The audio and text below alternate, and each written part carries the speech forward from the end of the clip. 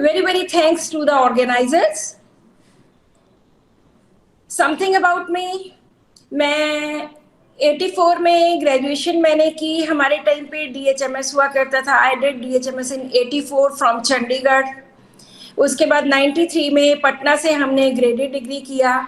उसी दौरान हम सहगल सिस्टम की टेक्निक के अकॉर्डिंगली, माइंड सिम्टम्स के अकॉर्डिंगली हमने डॉक्टर ML सहगल का एक सेमिनार अटेंड किया, जिसमें उन्होंने पहली बार यही बोला कि हम अकेले माइंड रूब्रिक्स के बेसिस के ऊपर कोई भी पेशेंट ठीक कर सकते हैं. मैं थी, डॉक्टर मान थे, डॉक्टर अवतार सिंह, डॉक्टर भूपेंद्र, लेकिन हमने कहा कि दिस इज नॉट पॉसिबल. अगर हमारी होम्योपैथी में फिजिकल सिम्टम हैं, मोडेलिटीज हैं, थर्मल्स हैं, तो अकेला माइंड कैसे ले सकते हैं?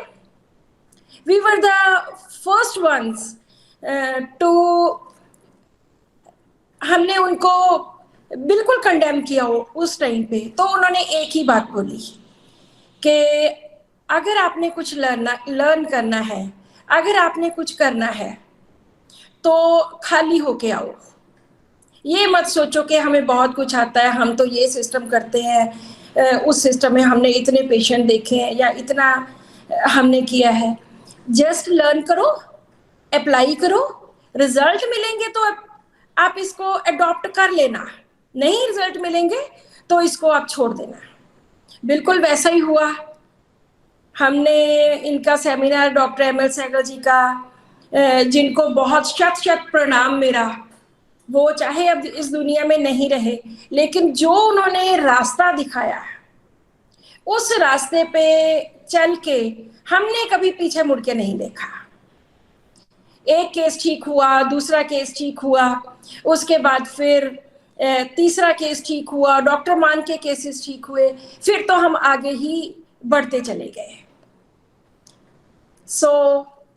पिछले तकरीबन 1993-94 से हम ये सब माइंड पे प्रैक्टिस कर रहे हैं. बहुत साल बीत गए, अबाउट 25 से 27-28 साल हो गए, और कभी हमने पीछे मुड़ के नहीं देखा. आज मैं जो आपके सामने अपना केस रखने जा रही हूँ, ये मेरी जिंदगी का टर्निंग पॉइंट था. ये मेरी जिंदगी का सबसे इम्पोर्टेंट केस था.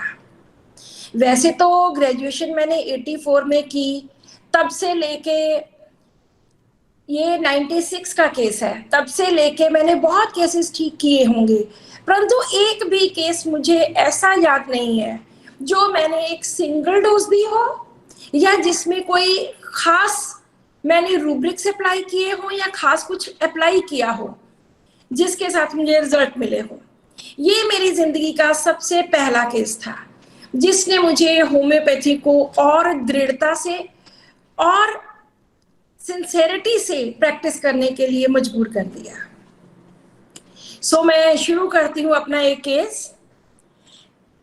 This is the turning point of my life. This case is ये बहुत साल पहले की बात है कि एक बार ऐसी घर में बाहर बेल हुई, तो मैं देखने गई कि कौन आया है.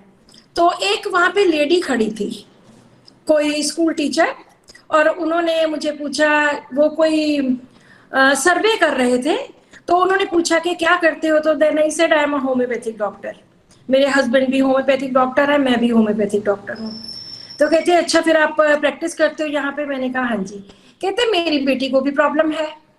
मैंने कहा जी क्या प्रॉब्लम है. कहते वो ना सारा दिन अपने बालों को ऐसे पकड़ पकड़ के, बस ऐसे नोच नोच के उसने सारा सिर अपना खाली कर रखा है, उसके सिर में कहीं भी कोई बाल नहीं है. आई वॉज एस्टोनिश्ड के ऐसे भी कुछ होता है कि सारे बाल नोच नोच के उसने सारे, यहाँ से भी इतना उसका बाल्ड पॉइंट, यहाँ से भी, यहाँ से भी, यहाँ से भी. मैंने कहा जी कोई बात नहीं, आप ले आना, मैं देख लूंगी. तब हम नए नए इस सिस्टम में आए थे और हमें कोई सिखाने वाला ज्यादा नहीं था, हमें कोई बताने वाला ज्यादा नहीं था, हमारे पास कोई मटेरियल नहीं था, कोई ये गूगल नहीं हुआ करता था, तब ऐसा कुछ भी नहीं था. तो doctor Sehgals, doctor Sanjay Sehgal and doctor Yogesh Sehgal, वो हमारे पास पटियाला और संगरूर महीने में एक बार आते थे और वो हमें कुछ एक दवाई पढ़ा के जाते थे। कोई ज्यादा मटेरियल नहीं था कि हम कहाँ से, रूब्रिक्स क्या होते हमें कुछ पता नहीं था। तो कुछ दिनों के बाद वो लेडी अपनी बेटी को लेके आई और उसकी बेटी ने विग डाला हुआ था और चुन्नी के साथ, दुपट्टे के साथ ऐसे अपना सर कवर किया हुआ था। देन मैंने उनको पूछा कि हाँ जी क्या प्रॉब्लम है, तो उन्होंने बताया कि ऐसे ऐसे ये विग के अंदर भी ऐसे हाथ डाल लेती है और वहां से ये अपने बाल नोचती रहती है, ऐसे खींचती रहती है। तो मैंने पूछा कब से प्रॉब्लम है, तो उन्होंने कहा कि 8-10 साल हो गए, काफी टाइम हो गया इस प्रॉब्लम को। तो मैंने कहा दवाई, कहते दवाई एलोपैथी में भी ली और होम्योपैथी की भी ली, लेकिन कभी इसको कोई फर्क नहीं पड़ा। तो मैंने कहा ठीक है। वो लड़की थोड़ी स्माइल कर रही थी, तब हमें अकेली बेलाडोना आती थी कि बेलाडोना वाला जब भी आएगा वो स्माइल करेगा, वो ऐसे बोलेगा ऐसे बोलेगा। तो वो स्माइल भी कर रही थी। उसकी मदर ने बताया कि इसको गुस्सा बहुत आता है। तो ज्यादा कुछ तो नहीं पता था। मैंने उसमें से रूब्रिक निकाला, पुल हेयर डिजायर टू, तो उसमें 4 मेडिसिन थी और चारों मेडिसिन में से मैंने उसको belladonna they the. Belladonna and lachesis and और भी 2 मेडिसिन थी। तो तब तो हमारे पास इतनी रेपर्टरीज भी नहीं हुआ करती थी। फिर मैंने 30 पोटेंसी दी, फिर 200 पोटेंसी दी, 1 mg, कोई फर्क नहीं पड़ा। फिर मैंने दूसरी दवाई ट्राई की, फिर मैंने तीसरी दवाई टेरेंटुला भी थी वो ट्राई की, लेक्सिस से कोई फर्क नहीं पड़ा। 4 महीने बीत गए, कोई भी 1% भी रिजल्ट नहीं मिला, केस वैसे का वैसे। उन दिनों में मैं डॉक्टर राजन शंकर को भी पढ़ा करती थी।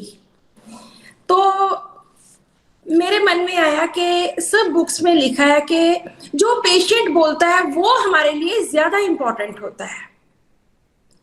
तो मैंने कहा कि अपने मन में सोचा कि हर बार मैं देखती हूँ कि उसकी मदर बोलती है कुछ, उसकी मदर ही कुछ ना कुछ कहती है और वो लड़की तो चुप करके बैठी रहती है। तो मैंने उसको बोला, लड़की को मैंने कहा कि अगली बार आप खुद अकेले आना और 1 घंटा निकाल के आना, ताकि मैं आपका केस प्रॉपरली ले सकूं या आपसे कुछ पूछ सकूं। फिर उसने बोला कि ठीक है मैं अकेली आऊंगी। अगली बार जब वो अकेली आई तो उसने बोला, मैंने कहा शुरू से बताओ कब से प्रॉब्लम हुई, क्यों प्रॉब्लम हुई। तो उन्होंने बोला कि जब मैं 4th क्लास में थी, I was about 10 years old, 10-11 साल की होंगी, तो मेरे मदर को हार्ट अटैक की प्रॉब्लम हो गई। वो हॉस्पिटल में चले गए और हॉस्पिटल में जाने की वजह से मुझे घर का सारा काम करना पड़ा। हम 3 बहनें हैं, मैं बड़ी हूँ, तो मुझे घर का सारा काम करना पड़ा। मैं सुबह खाना बनाती थी, सफाई करती थी, बर्तन धोती थी, सारे काम करती थी और कॉन्वेंट स्कूल में पढ़ती थी। फिर भी मुझे पढ़ना भी पड़ता था, सारा कुछ करना पड़ता था। लेकिन मेरे फादर मुझे कभी भी अप्रिशिएट नहीं करते थे, हमेशा डांटते रहते, हमेशा क्रिटिसाइज करते रहते, ये क्या कर दिया, वो क्या कर दिया, ये अच्छा नहीं किया, कभी थप्पड़ मार दिया, कभी कुछ। तो तभी से मुझे ये प्रॉब्लम स्टार्ट हो गई। तभी से मैंने धीरे धीरे अपने ऐसे यहाँ से बाल नोचने शुरू कर दिए और तभी से लेके आज तक 12-13 साल हो गए और मैं यही सब कुछ करी जा रही हूँ। और करते करते मेरा बिल्कुल, मेरा सारा हेड जो है वो बाल्ड हो गया है। तो उन दिनों में जैसे मैंने बोला कि मैं डॉक्टर राजन शंकर की बुक पढ़ रही थी, सब्सटेंस ऑफ होम्योपैथी। एक जगह पे उन्होंने लिखा था कि डिल्यूजन टॉर्मेंटेड। तब मुझे टॉर्मेंटेड का मीनिंग थोड़ा सा समझ आया कि टॉर्मेंटेड वो बंदा होता है, वो लोग होते हैं जिनको सताया जाता है, जो सताए हुए होते हैं किसी ना किसी तरह से, किसी बंदे की तरफ से, किसी सिस्टम की तरफ से, किसी भी तरह से। और डॉक्टर राजन शंकरन ने इसको और आगे एलेबोरेट किया। उन्होंने लिखा, delusion tormented by those upon whom she or he is dependent। एकदम मेरे मन में वो रूब्रिक आया, ओ यस, ये अपने पेरेंट्स के ऊपर ये लड़की डिपेंडेंट थी, और उसी के मन में ये आया कि ये लोग मुझे तंग करते हैं, ये लोग मुझे मारते हैं, पीटते हैं, सताते हैं, इन्हीं की वजह से प्रॉब्लम हुई है। तो immediately I thought of lysine. इसमें 2 मेडिसिन थी, चाइना एंड लाइसिन। फिर मुझे ये भी पता था कि उसको गुस्सा बहुत आता है। उसके आगे चाहे मुझे डिटेल नहीं पता थी कि किस तरह का गुस्सा है, कितना ज्यादा, क्योंकि हमें इस सिस्टम के बारे में ज्यादा नहीं पता था। तो मेरे मन में आया कि डिल्यूजन टॉर्मेंटेड शी इज, गुस्सा बहुत ज्यादा है, लाइसिन मेडिसिन। तभी मुझे एक डॉक्टर एएस मान का केस याद आया, जिसमें उन्होंने एक बच्चे को अस्थमा था और बच्चे को बहुत दवाइयां दी उसके सिम्टम्स के अकॉर्डिंगली, आर्सेनिक, कैमोमिला, सिना और पता नहीं क्या क्या, लेकिन वो बच्चा अस्थमा वाला ठीक नहीं हो रहा था। तो डॉक्टर साहब ने उसकी मदर से पूछा कि जब आप प्रेग्नेंट थी, जब ये बच्चा होने वाला था, तब आपके घर के हालात या कुछ ऐसा कुछ आपके साथ हुआ जिसकी वजह से ये बच्चा इस तरह से उसको प्रॉब्लम है, तो कोई ऐसे हालात। तो उस लेडी ने बताया कि डॉक्टर साहब आप पूछो मत, मेरे घर वालों ने जब मैं प्रेग्नेंट थी ना मुझे खाने को देते थे, ना मुझे कोई अच्छे कपड़े पहनने को देते थे, ना रहने का कुछ था। इतना ज्यादा इन लोगों ने मुझे सताया हुआ था कि मैं तो बहुत ज्यादा दुखी हुई, बहुत ज्यादा, और मुझे गुस्सा बहुत आने लग गया। तो मुझे वो केस याद आया कि डॉक्टर साहब ने लिखा था कि उस लेडी की, उस मदर की कंडीशन को देखते हुए उन्होंने बच्चे को लाइसिन मेडिसिन दी, डिल्यूजन टॉर्मेंटेड करके, और लाइसिन की वजह से वो बच्चा कुछ दिनों में ही ठीक हो गया। तो मेरे मन में यहाँ आया कि बस गुस्सा भी बहुत ज्यादा है और मैं लाइसिन दूंगी। मैंने उसको लाइसिन 30, बड़ी एक छोटी सी शीशी पड़ी, क्योंकि कभी यूज तो की नहीं, छोटी सी शीशी में थोड़ी ब्राउन ब्राउन गोलियां पड़ी थी, बनी हुई दवाई थी। तो मैंने उनको वो 5-7 गोलियां दे दी, साथ में सैक्लैक दे दी। मैंने कहा कि आप मुझे हफ्ते के बाद फिर बताइए। और अभी हफ्ता क्या, अगला ही दिन आया था, वो लेडी, वो लड़की मेरे पास भागी भागी आई। वो कहती डॉक्टर साहब, जब से आपने मुझे वो एक पुड़ी दी है, तभी से लेके आज तक, अभी तक 24 घंटे हो गए, मेरा हाथ एक बार भी यहां नहीं गया। This was highly astonishing. हम तो सुनते थे होम्योपैथी असर बहुत धीरे करती है, हफ्ते में कर देगी, 15 दिन में कर देगी, लेकिन ये कैसे हो सकता है। मैं फिर भी मैंने कहा फिंगर क्रॉस्ड कि आप थोड़ी वेट करो, हफ्ता देखते हैं। 1 हफ्ता बीत गया, उसने एक भी बाल नहीं नोचा। कमाल हो गई, लाइसिन 30 की एक डोज इतना कमाल कर सकती है।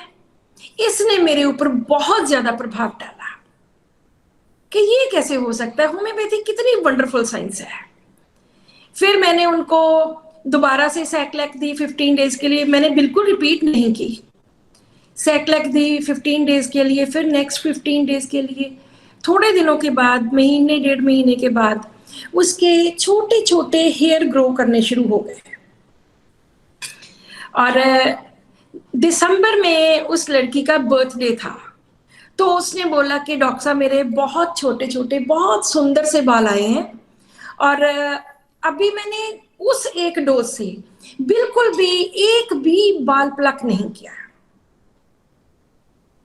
तो मैं सोच रही हूँ कि जिस दिन मेरा बर्थडे होगा, जैसे अगस्त में लिया था, सितंबर, अक्टूबर, नवंबर, दिसंबर, 4 महीने में उसने बोला कि मैंने विग पाना छोड़ देना है। तो मुझे लगता है कि बस ये दवाई मुझे सूट कर गई। And this was the turning point of my life. मैंने कभी होम्योपैथी में ऐसे रिजल्ट्स नहीं देखे थे, ये फर्स्ट टाइम था। और ये इतना इम्पॉर्टेंट केस है मेरे लिए कि इसने मेरी जिंदगी बदल के रख दी। बस फिर तो हम आगे पढ़ते गए। आज तो मैं जो भी कोई रूब्रिक किसी को करवाती हूँ या जो भी मैं पोस्ट करती हूँ, हर रूब्रिक मुझे लगता है इससे मैंने फलां केस ठीक किया था, इसने वो केस ठीक किया था। और उसके बाद उस लड़की ने कभी भी हेयर प्लक नहीं किए। इस बीमारी को कहते हैं ट्राइकोटिलोमेनिया। मेनिया का कंडीशन है। मेनिया कोई भी मेंटल डिसऑर्डर होता है जिसमें वो बंदा एक चीज को बार बार करता है। जब भी मेरा कोई केस इस तरह से बहुत अच्छे ढंग से ठीक होता है, जब भी कभी, चाहे वो किसी भी बीमारी का हो, चाहे वो किसी भी मेडिसिन से हो, मैं हमेशा उसको डीप में स्टडी करती हूँ। ये नहीं कि केस ठीक हो गया बात खत्म नहीं। फिर मैंने उसके बाद उस लड़की को और एक्सप्लोर किया।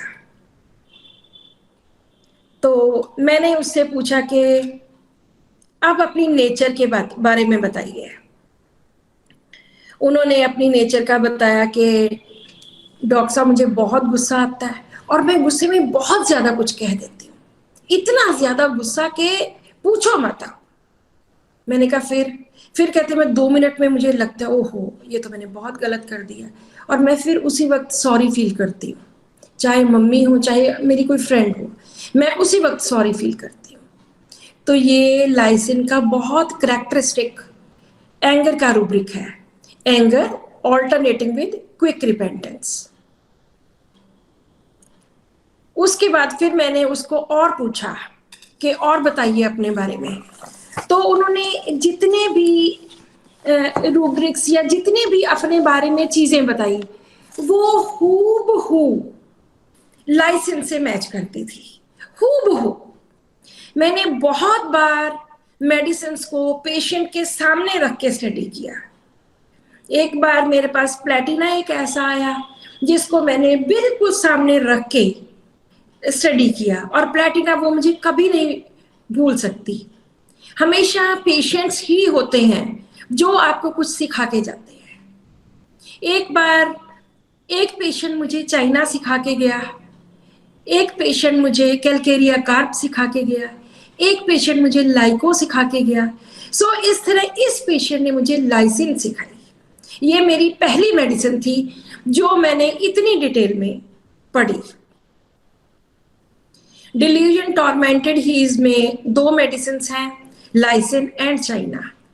जब नेक्स्ट वेबिनार होगा उसमें हम चाइना का मैं डिटेल में हम पढ़ेंगे। तो आज हम ये करेंगे कि लाइसिन होता कैसा है, ये किस तरह की मेडिसिन है।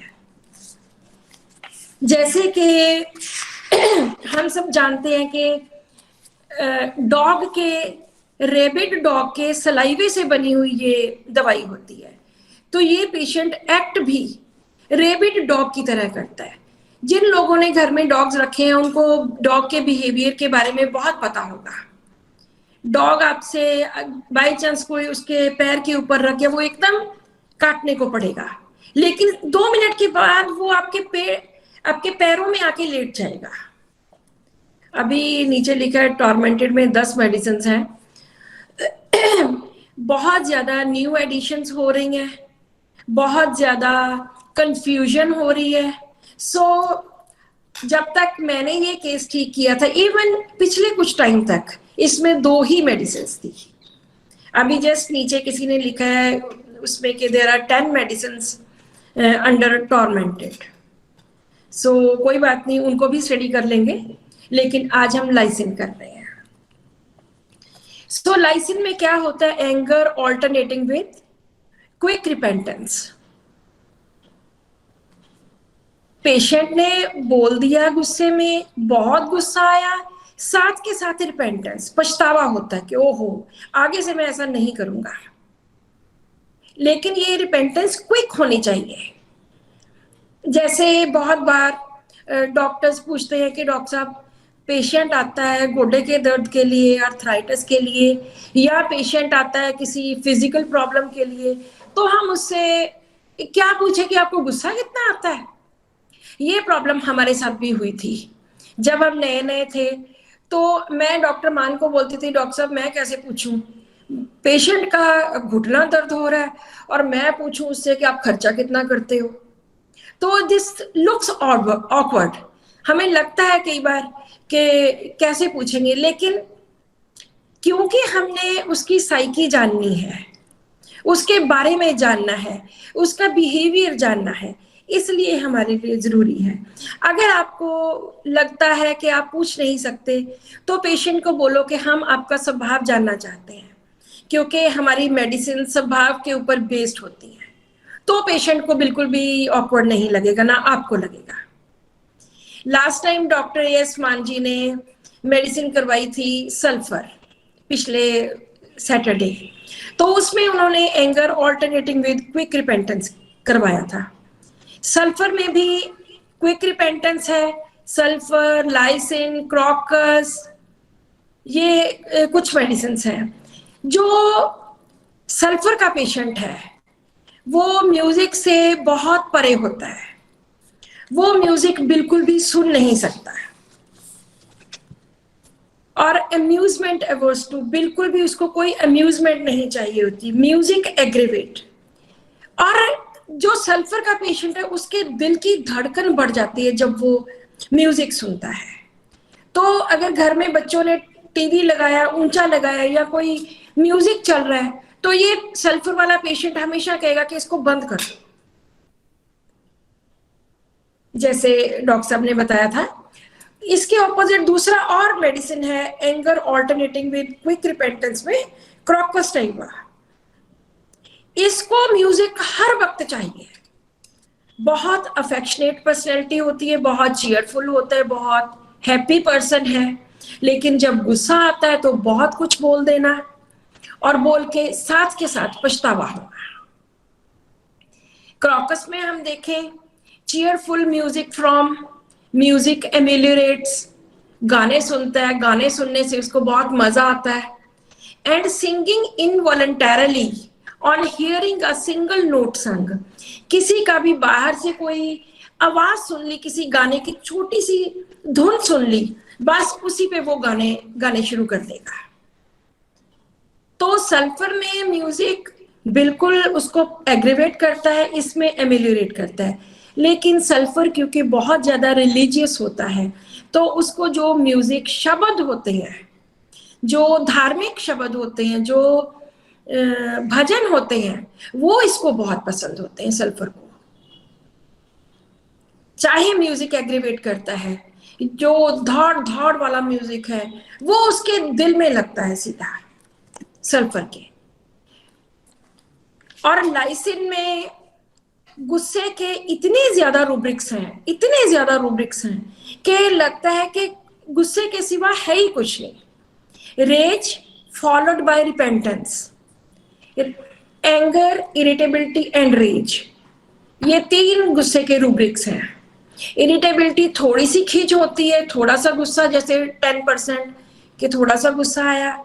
एंगर थोड़ा 50% जितना गुस्सा, और रेज 90% से अबव, बहुत ज्यादा अनकंट्रोलेबल वायलेंट गुस्सा, जो पेशेंट से कंट्रोल ही नहीं होता और पेशेंट इसमें कुछ कर जाता है। एंगर में एक पैशन है जिसमें जरूरी नहीं कि पेशेंट कुछ करे, वो एक्शन ले। बहुत बार देखा है कि गुस्सा आया, बंदा आराम से अंदर जाके बैठ जाता है, बात नहीं करनी, बोलना नहीं। लेकिन रेज में तो कुछ ना कुछ हो ही जाता है, रेज बहुत ज्यादा कर देना, बहुत ज्यादा कुछ। लेकिन लाइसिन का जो रेज है, हमें हर मेडिसिन का गुस्सा पता होना चाहिए। कैमोमिला का कैसा है, सिना का कैसा है, एकोनाइट का कैसा है, सभी का कैसा है। तो लाइसिन का जो गुस्सा है वो rage alternating with quick repentance followed by repentance, साथ के साथ पछतावा हो जाना बहुत जल्दी। अगर देर के बाद पछतावा होता है तो जो पिछली मेडिसिन इग्नेशिया करवाई थी उसमें इंट्रोस्पेक्शन होता है, देर के बाद पछतावा होना। देर का मतलब कि वो पेशेंट खुद को एनालाइज करता है कि मैंने ठीक किया या गलत किया, नहीं उन्होंने ऐसे किया था इसलिए मैंने ऐसे बोला। तो वो एनालाइज करता है, एनालाइज करके अगर पेशेंट को लगता है कि मैंने गलत किया, मुझे नहीं करना चाहिए था, तो इंट्रोस्पेक्शन लेते हैं। वो इग्नेशिया में और भी बहुत सारी मेडिसिन हैं, पिछली बार डॉक्टर साहब ने इग्नेशिया भी करवाई थी तो उसमें इंट्रोस्पेक्शन करवाया होगा। सो इसके बाद लाइसिन में और क्या क्या है? Anger, violent, impulse to kill. Impulse एक ऐसी तीव्र इच्छा जागृत होती है कि मैं मार ही दूं। Impulse, stab his flesh with the knife he holds to. जो उसके हाथ में चाकू होता है उसका दिल करता है इससे मांस को चीर डालो, स्टैब कर दो। Cut, mutilate, slit desire to. दूसरों को कट कर देना, mutilate, slit others. Bite, desire to, bite करना, दांत से बाइट करना। अटैक अदर्स, डिजायर टू, दूसरों के ऊपर अटैक करना। ये करता क्यों है ऐसा? हमारे लिए ये सबसे ज्यादा इंपॉर्टेंट है। जब भी मैं कोई मेडिसिन पढ़ाती हूँ तो मुझे लगता है कि मैं एक बात हर एक को बताऊं कि हर इंसान जो कोई हरकत करता है तो उसके पीछे हमें रीजन पता होना चाहिए कि रीजन क्या है। अगर रोने वाला रूब्रिक है, पेशेंट आपके पास आया 4 बार रो लिया, तो हर रोने वाला पेशेंट पल्साटिला नहीं होता है। कोई भी डॉक्टर है, अगर पेशेंट रो पड़ा उनके मन में सबसे पहले यही आता है कि रो पड़ा, 3 बार रोया, बुक्स में लिखा हुआ है कि पेशेंट बार बार हर बात पे रोता है तो पल्साटिला दे दो। नहीं, हमने उसके रोने का रीजन पता करना है। पल्साटिला इसलिए रोता है क्योंकि वो अलोन है, निग्लेक्टेड है। सीपिया इसलिए रोता है क्योंकि वो पुअर है, फिजिकली, मेंटली, इमोशनली, फाइनेंशियली, सब तरफ से वो खाली है, उसके पास कुछ नहीं है। काली काग रोता है क्योंकि उसे पेन्स बहुत ज्यादा होती है। इग्नेशिया रोता है क्योंकि उसने अपने किसी को खोया होता है, ग्रीफ है, डेथ है। नेट्रम्यूर रोता है, वो भी किसी अपने को, किसी बहुत बिलवेड को के चले जाने से या उसके खो जाने से इसलिए रोता है। सो हर मेडिसिन के रोने का डिफरेंट रीजन है। इसीलिए अब हम जानेंगे कि लाइसिन ऐसा क्यों करता है, उसका इतना भयंकर रूप, इतना एंगर, वायलेंट या bite, desire, impulse to kill, cut, mutilate, slit desire to, इतना सब कुछ क्यों होता है। जैसे अभी मैंने सबसे पहले जो बेस लिया, डिल्यूजन टॉर्मेंटेड ही इज, कि वो टॉर्मेंटेड होता है। किन से टॉर्मेंटेड है? अपनों से टॉर्मेंटेड है, जिनके ऊपर वो डिपेंडेंट है। Delusion tormented by those upon whom he or she is dependent। और उसको क्या लगता है? एक और बात मैं यहाँ क्लियर करना चाहती हूँ, बहुत सारे डॉक्टर्स को डिल्यूजन का मीनिंग समझ नहीं आता। जो डिल्यूजन का मेडिकल डिक्शनरी में मीनिंग है वो वहम हो सकता है, वो फॉल्स परसेप्शन हो सकती है, लेकिन जब हम होम्योपैथी में इसको लेते हैं तो वो हम पेशेंट की ट्रू फीलिंग समझ के लेते हैं, चाहे वो फैक्ट्स के कॉन्ट्ररी ही क्यों ना हो। पेशेंट को लगता है कि वो पतला हो रहा है, हम लेंगे delusion thin he is getting या थिन गेटिंग इज। तो बहुत सारे डॉक्टर पूछते हैं कि वो तो पतला हो रहा है, उसका तो वेट पहले 60 था 50 हो गया, तो डिल्यूजन क्यों?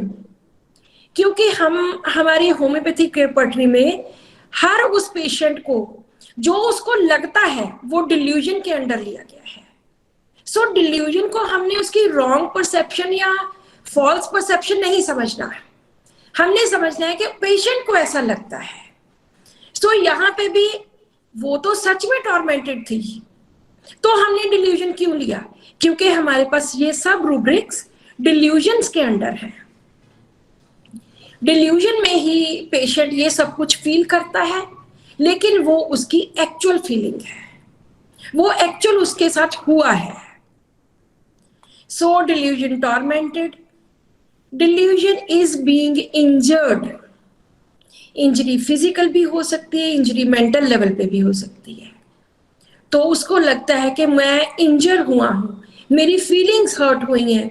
जब इस लड़की के माता पिता ने उसको सारा काम करने के बावजूद उसको समझा नहीं, उसको क्रिटिसाइज किया, तो इसको लगा कि मैं I have been injured and tormented. Next rubric, delusion wrong suffered has. देखो कितने सुंदर सुंदर रूब्रिक पड़े हैं।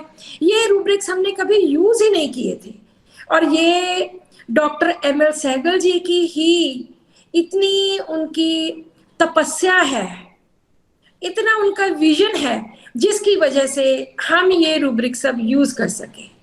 वरना आज हम भी उसी तरह जो फिजिकल लेते हैं, कोई केस ठीक हो गया, कोई नहीं ठीक हो गया, उसी तरह से हम भी भटकते फिरते।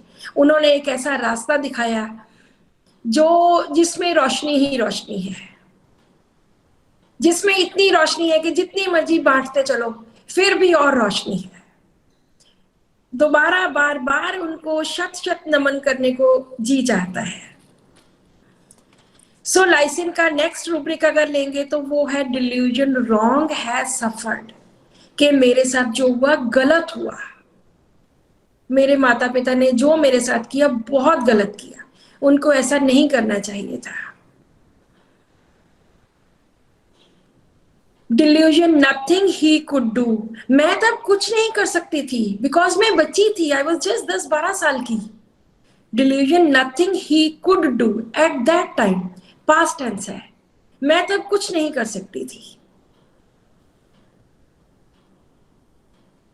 अब उसको delusion happen, something terrible is going to, ये भी उसकी एक कंडीशन हो सकती है कि मुझे लगता है कि कुछ टेरिबल टेरिबल, जिससे बहुत ज्यादा कुछ डरावना, जिससे रोंगटे खड़े हो जाए, ऐसा कुछ होने वाला है। डिल्यूजन अब्यूज्ड बीइंग, एक होता है यूज, एक होता है अब्यूज। यूज के ऑपोजिट अब्यूज। अब्यूज फिजिकल भी हो सकता है, मेंटल भी हो सकता है, सेक्सुअल अब्यूज भी हो सकता है। तो किसी भी तरह का अगर अब्यूज हुआ है तो वो लाइसिन कहता है कि मेरे साथ abuse, I have been abused, चाहे उससे ज्यादा काम करवाया गया, चाहे उससे डांटा गया, चाहे उसको बहुत कुछ बोला गया।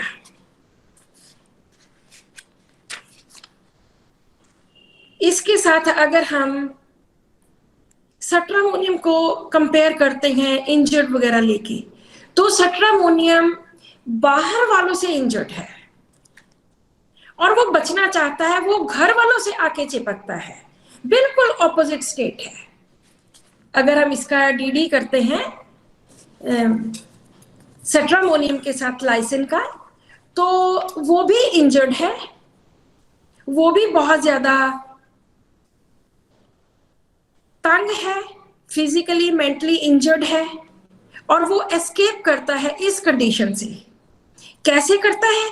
Bye clinging.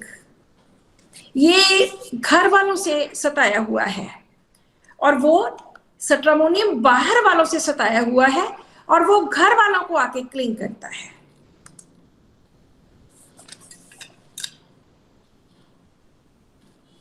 Delusion criticise she is, इसको क्रिटिसाइज किया गया है। और जब ऐसी कंडीशंस होती हैं तो पेशेंट को लगता है कि मुझे क्रिटिसाइज किया गया है, मुझे फोरसेकन किया गया है। फोरसेकन मतलब मुझे छोड़ दिया गया है। I have been deserted by my parents, वो तो मुझे प्यार नहीं करते, वो तो उन्होंने मुझे छोड़ दिया है। So this is delusion forsaken, deserted is. जब पेशेंट को ये लगता है कि वो टॉर्मेंटेड है, इंजर्ड है, क्रिटिसाइज्ड है, अब्यूज्ड है, तो उसके मन में ये फीलिंग आती है delusion forsaken, she is deserted. Forsaken में पेशेंट को लगता है कि किसी ने मुझे छोड़ दिया। इसके साथ एक और दूसरा वर्ड है, इसके साथ एक और दूसरा वर्ड है एस्ट्रेंज्ड। जिसमें एक फैमिली का ही बंदा उसको स्ट्रेंजर लगता है, एस्ट्रेंज, जिसमें उसका स्ट्रेंजर कौन होता है? वो जो बाहर कोई चल रहा है, घूम फिर रहा है, he is a stranger for me. मेरे मन में उसके लिए कोई प्यार मोहब्बत नहीं है, क्योंकि वो कोई स्ट्रेंजर है। इसीलिए जब घर वालों के बीच में प्यार मोहब्बत ना रहे, वो स्ट्रेंजर्स बन जाए, तो वो एस्ट्रेंज होता है। 4 सेकंड में छोड़ दिया, लेकिन फिर भी अभी एक ऐसी किरण है, एक ऐसी बात है जिसके साथ वो दोबारा जुड़ सकते हैं। लेकिन जब एस्ट्रेंज हो जाता है तो दोबारा जुड़ नहीं सकते, क्योंकि जो मन में प्यार था, जो मोहब्बत थी, जो अफेक्शन थी, जो लव था, वो सब खत्म हो गया। तो यहाँ पे एस्ट्रेंज रूब्रिक नहीं आया, यहाँ पे 4 सेकंड आया। नेक्स्ट रूब्रिक है, अब वो और क्या करती है? स्पीच ऑफेंसिव, गंदा बोलना, गालियां निकाल देनी, बोल देना, बहुत ऑफेंसिव, गंदा गंदा बोलना। एंगर एट ट्राइफल्स, हर छोटी छोटी बात पे गुस्सा आना। ट्राइफल्स हर वो चीज होती है जिसके किसी के लिए कोई मायने नहीं है, एक छोटी सी चीज जिसके लिए कोई इंपॉर्टेंस नहीं है आम लोगों के लिए, लेकिन इस पर्सन के लिए बहुत इंपॉर्टेंट होता है वो, दैट इज ट्राइफल, बहुत तुच्छ चीज, बहुत छोटी सी चीज। सो एंगर एट ट्राइफल्स, छोटी छोटी बात पे गुस्सा। कितना गुस्सा? एंगर वॉयलेंट, बहुत ही ज्यादा गुस्सा। आंसर्स स्नैपिश, जवाब देना टूटे फूटे तरीके से, बहुत ज्यादा, जैसे थप्पड़ मारना हो इस तरह से बोलना। बाइट, आंसर स्नैपिश में, सॉरी, आंसर्स ऑफेंसिव में सिंगुलर है लाइसेन। बाइट स्नैपिश उसमें भी सिंगुलर है। Elements from mortification, attack others desire to, cursing and swearing। Cursing क्या होता है? एक होता है गुस्सा, गुस्से में बोल दिया, कह दिया। कर्सिंग में क्या होता है कि पेशेंट कहता है कि बद्दुआ देता है। जरूरी नहीं कि बद्दुआ देने के लिए कोई खास मौका चाहिए। बद्दुआ का मतलब है तुम सब लोग मर जाओ, तुम सबके साथ ऐसा हो जाए, बेड़ा गर्क हो जाए, इस तरह की जो वर्डिंग्स बोलनी होती है उसको हम कर्सिंग कहते हैं। अभी मैं कल परसों एक केस करवा रही थी जिसमें वो एक बच्ची होती है जो अपने घर वालों को कहती है, उसको जब गुस्सा आता है वो एक ही बात कहती है, सारे लोग मर जाओ, दफा हो जाओ यहां से, निकल जाओ यहां से। जो इस तरह की बातें होती हैं ये भी कर्सिंग में आता है। तो इसमें भी कर्सिंग स्वेरिंग के पेशेंट बहुत ज्यादा बद्दुआएं देता है, क्योंकि वो बहुत सताया हुआ है, इसलिए ये सब कुछ करता है। रूडनेस, बहुत ज्यादा रूड, अच्छे ढंग से बात ही नहीं करनी, बोलना ही नहीं, किसी भी तरह से अच्छे ढंग से बोलना ही नहीं। एब्यूसिव, इंसल्टिंग, एब्यूसिव, गंदी लैंग्वेज का इस्तेमाल करना, दूसरों को गालियां निकालना। इनसे मैं तो हैरान हूं लाइसिन को पढ़ के कि लाइसिन में कोई भी रूब्रिक अच्छा नहीं है।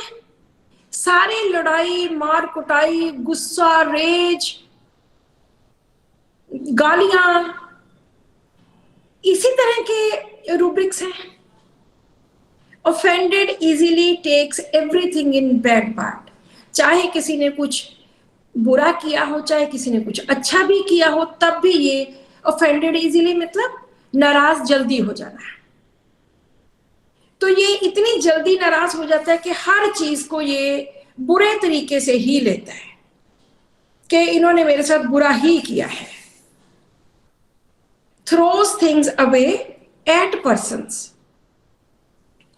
जब गुस्सा आता है तो ये जिन लोगों ने इसके साथ बुरा किया होता है या जिन लोगों के साथ ये नाराज होता है या गुस्सा होता है, उन्हीं के ऊपर चीज उठा के, ये देखा पेपर वेट पड़ा, चल उठा के मारा, कोई भी पास में चीज पड़ी है, चल उठा के मार, throws things away at persons, लोगों के ऊपर, वो पर्सन जिन्होंने इसको सताया है।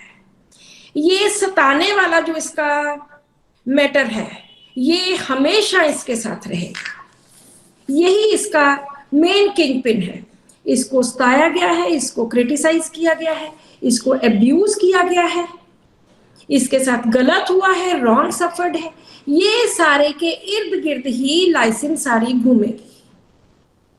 मैं हमेशा हर केस में या हर लेक्चर में मैं एक बात बोलती हूं कि कोई भी केस है, उसका एक खास पॉइंट होता है जहां से हमने एंटर करना है उस केस में। अगर वो पॉइंट गलत हो गया तो सारे का सारा गलत, अगर एक पॉइंट वो ठीक हो गया तो समझो सारे का सारा जो उसका इर्द गिर्द है, जो उसका सारा चौगिर्दा है, वो इसी के साथ ही घूमेगा। हमने सिर्फ एक उस चीज को पकड़ना है जो उसका सेंटर है। हमें कलेक्शन ऑफ रूब्रिक्स नहीं चाहिए। ये मैंने इतने बड़े रूब्रिक्स जो अभी मैं बोल रही हूँ, ये मैंने उस केस में यूज नहीं किए। यूज तो सिर्फ एक ही किया है, डिल्यूजन टॉर्मेंटेड शेड्स, वो चाहे लाइसिन है चाहे चाइना है। लेकिन जब मैंने उसको एक्सप्लोर किया आगे और देखा तो सारी लाइसिन उसके उसी चीज के इर्द गिर्द घूम रही थी।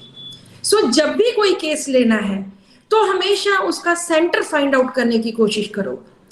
रूब्रिक नहीं के 100 रूब्रिक इकट्ठा कर लिया, 200 रूब्रिक इकट्ठा कर लिया, 20 रूब्रिक इकट्ठे कर लिए, नो। सिर्फ हमें 1 या 2 रूब्रिक्स वो चाहिए जो उसका सेंटर है, जो उसका जिस्ट है, जो उसका थीम है। अगर सेंटर पकड़ेंगे, अगर हम किसी के ब्रेन पे, किसी को हिप्नोटाइज करना है, उसके ब्रेन को कंट्रोल कर लेंगे तो उसकी बॉडी की सारी एक्टिविटीज आप कंट्रोल कर लोगे। इसी तरह अगर हम उसके मन की एक वो बात जो सेंटर है, उसको अगर हम पकड़ लेंगे तो सारी मेडिसिन उसी के इर्द गिर्द घूमेगी। नेक्स्ट वेबिनार में मैं चाइना की बात करूंगी, इसकी दूसरी मेडिसिन डिल्यूजन टॉर्मेंटेड वाली, वो भी इसी तरह से ही हुआ था। सो इसमें ऑलमोस्ट मैंने सारे रूब्रिक्स करवा दिए जो मेन थे, लेकिन अभी फिर भी आप घर जाके लाइसिन को इस तरीके से इस पेशेंट के सामने रख के पढ़ना। अभी 1-2 रूब्रिक जो रह गए, kill desire to, throws child into fire, sudden impulse to, कितना गुस्सा कि अपने ही बच्चे को फायर में फेंक देता है, ऐसा दिल करता है उसका, ये लाइसिन का गुस्सा होता है। वाइल्डनेस, पूरा जंगलीपना, throws things, attack others,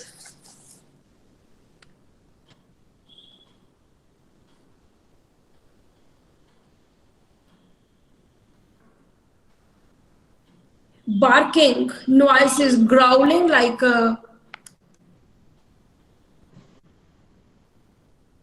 barking noises, growling like a dog, कुत्ते की तरह करना, कुत्ते की तरह भौंकना, क्योंकि ये कुत्ते की ही राल से बनी हुई दवाई है।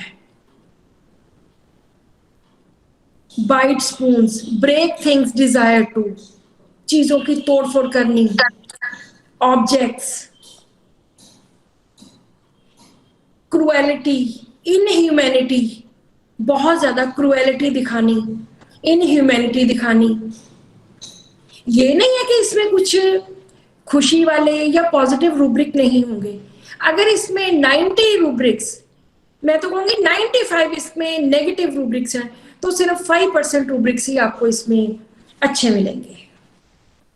इसमें एस्ट्रेंज वाला भी है, estrange feels, forgetful of relatives and friends, singular medicine lysine, जो मैंने एस्ट्रेंज एंड लाइसिन का डिफरेंस बताया। फॉरगेटफुलनेस ऑफ रिलेटिव्स, रिश्तेदारों को भूल ही जाना, दिमाग से ही निकाल देना, इतना एस्ट्रेंड है, और बहुत सारे फियर्स हैं। अकेला नहीं रह सकता, fear of being bitten, fear cannot endure, fear of evil, fear of misfortune। इस तरह से इसमें बहुत ज्यादा और भी रूब्रिक्स है। मुझे लगता है कि लाइसेंस ऑलमोस्ट कंप्लीट है। अगर कोई भी डॉक्टर्स कोई क्वेश्चन पूछना चाहते हैं तो प्लीज आप पूछ लीजिए। मैडम, इसमें एनाकार्डियम का कर्सिंग और लाइसिन का कर्सिंग में डिफरेंस क्या होगा मैडम? एनाकार्डियम ऐसा नहीं होता। एनाकार्डियम में टोटली डिफरेंट पर्सनैलिटी है। उसमें अगर एनाकार्डियम लें तो एक सेकंड में अभी एनाकार्डियम निकाल के आपको दिखाती हूँ कि उसमें क्या है और इसमें क्या नहीं है।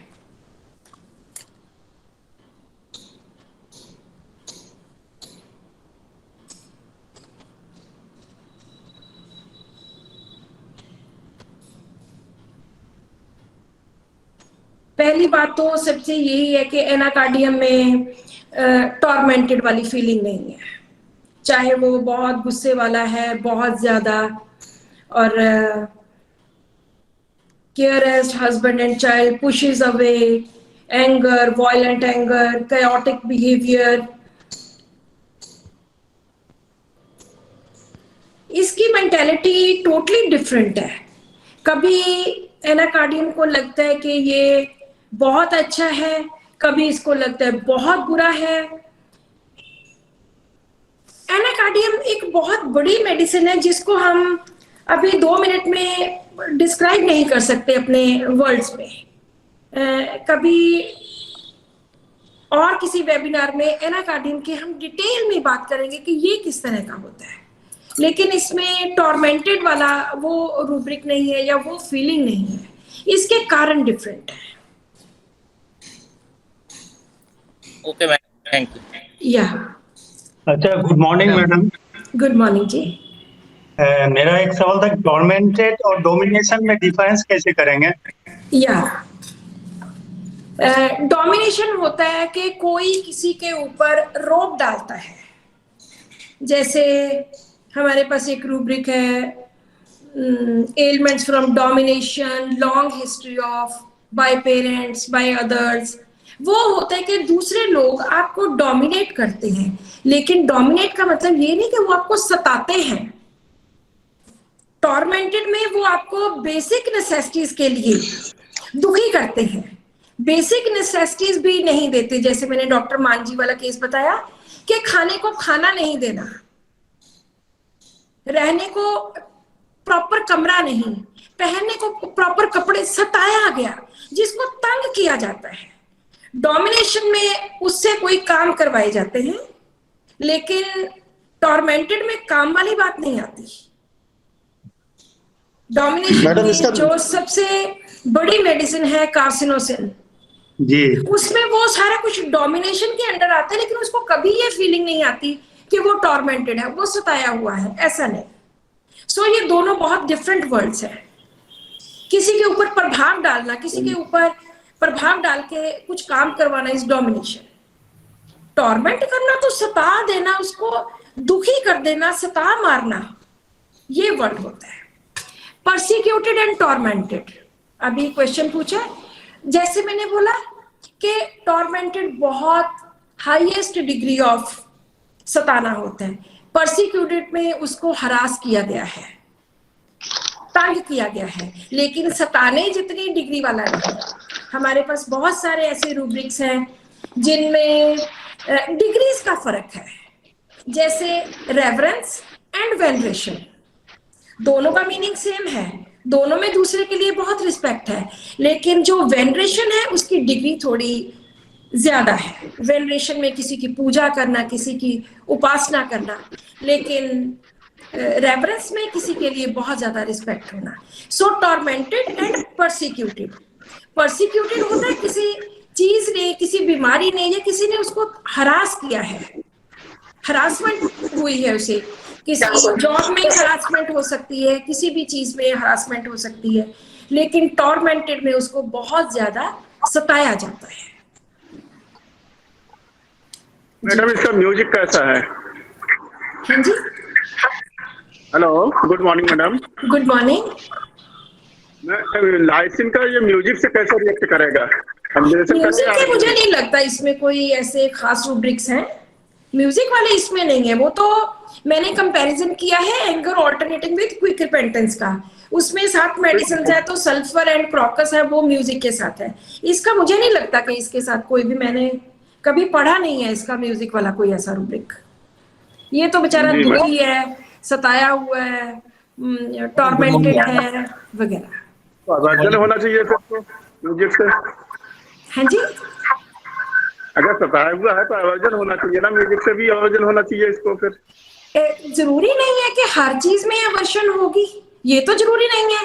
ये तो जो सिम्टम्स प्रूविंग में आए हैं वही सिम्टम्स है जी। होगा या नहीं होगा वो तो अलग बात है। जरूरी नहीं है कि अगर आप सते हुए हो तो आपको अवर्शन होगी म्यूजिक से, वो आपकी पसंद है। हर मेडिसिन में एक मेडिसिन 360 डिग्री में घूमती है, एक तरफ उसके लाइट डिजायर है, दूसरी तरफ लाइट अवर्शन है। एक तरफ उसको कोई चीज अच्छी लगती है, दूसरी तरफ बिल्कुल अच्छी नहीं लगती। तो वो किसी भी स्टेज में आ सकता है, उसको लाइकिंग हो भी सकती है, नहीं भी हो सकती। लेकिन मुझे नहीं लगता कि मैंने इसके लाइसिन में कोई म्यूजिक वाला रूब्रिक, मुझे नहीं लगता मैंने पढ़ा है। मैम लाइसेंस पेशेंट जैसे बहुत एंगर फिल्ड और टॉर्मेंटेड फीलिंग वाला होता है, इज इट पॉसिबल लेटर वो अपने आप को चेंज कर थोड़ा रिलीजियस साइड जाए या मेडिटेशन करे और उस तरह से अपनी एंगर और वो सबको काम रखने की ट्राई करे? हाँ बिल्कुल हो सकता है। कोई भी मेडिसिन किसी भी दूसरी मेडिसिन में कन्वर्ट हो सकती है, बिल्कुल हो सकता है।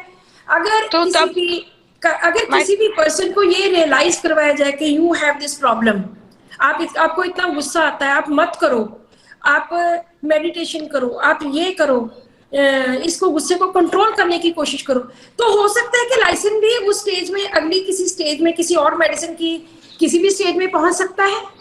या बिल्कुल, ये तो नहीं है कि एक लाइसिन है तो सारी उम्र वो लाइसिन ही रहेगा, ऐसे नहीं होता। My question is, I have this patient from Surat and मैं अहमदाबाद में प्रैक्टिस करती हूँ. She is always have this complaint of tormented by in-laws and husband not listening.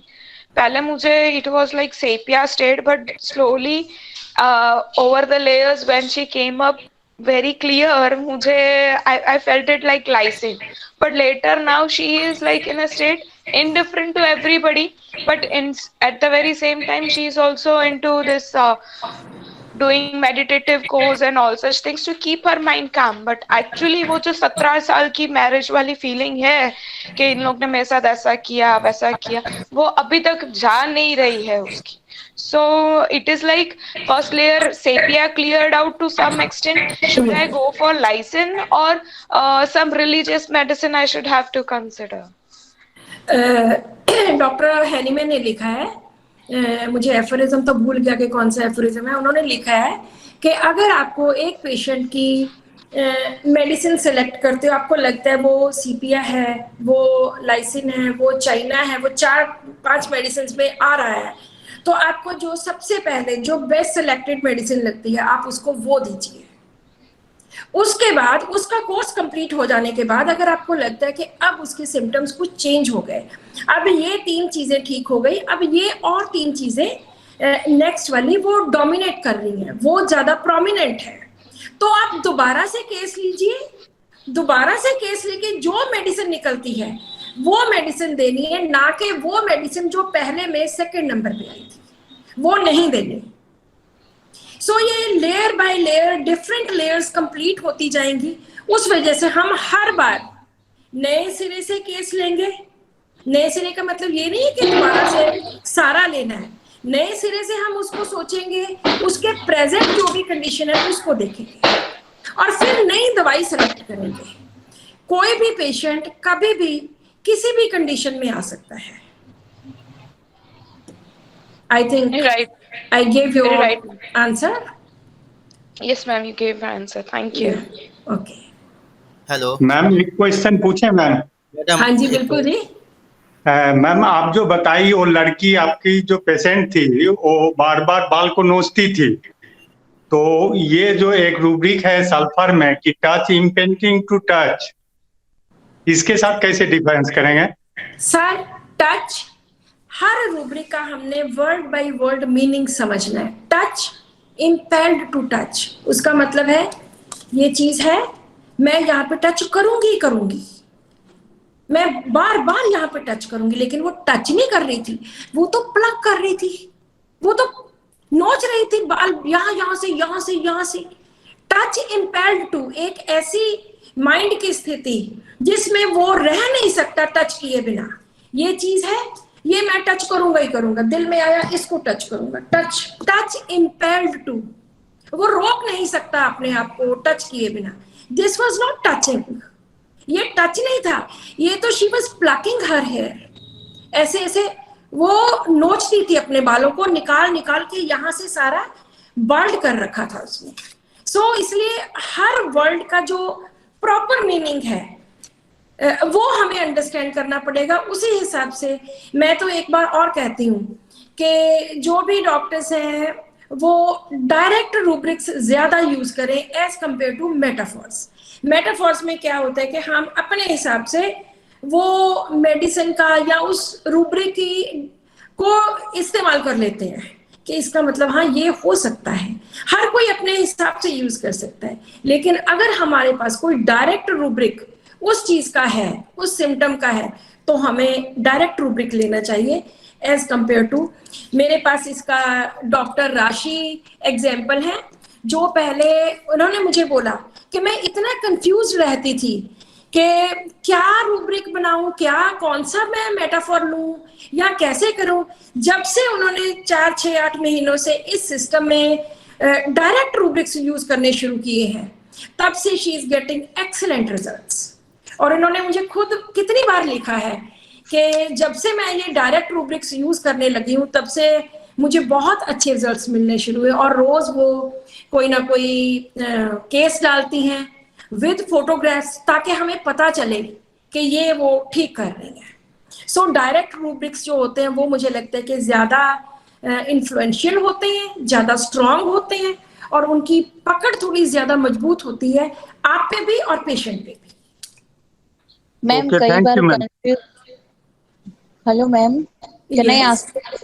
कई Yes, बार yes. कंफ्यूज रहते हैं कि कौन सा रूब्रिक में कौन सा ना ले, पेशेंट की फीलिंग्स के बारे में कि कौन सी फीलिंग्स को ज्यादा इम्पोर्टेंट दे।